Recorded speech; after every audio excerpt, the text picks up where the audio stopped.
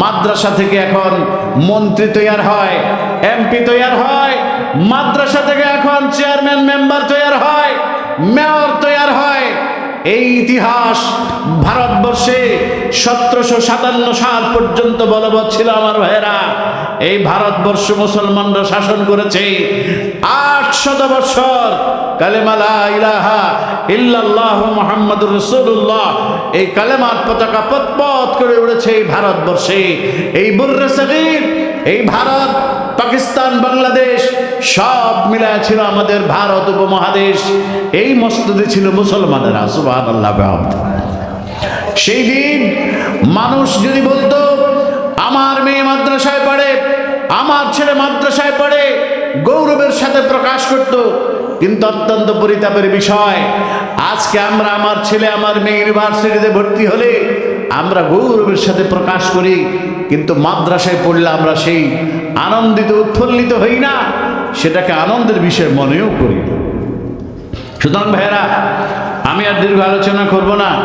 এই মাদ্রাসাগুলো থাকলে আর জমিনের নিচ থেকে দাবানো লুটবে না, পরিষ্কার কথা। আমেরিকা, তুমি দাবানলে পুড়ে ছাই হয়ে যাচ্ছ, তোমার জমিনের উপরে আল্লাহর গজব আসবে না তো কি আসবে? তোমার দেশের পুরুষে পুরুষে বিয়ে হয়, নারীতে নারীতে বিয়ে হয়, তোমার দেশের যৌনাচারের উপর কোনো বিধিবিধান নাই, ফ্রি সেক্সের দেশ ঘোষণা করেছো। তোমরা তো মুসলমান তো নয়, মানুষের কাতারে পড়ার মতো ক্ষমতা তোমাদের নাই।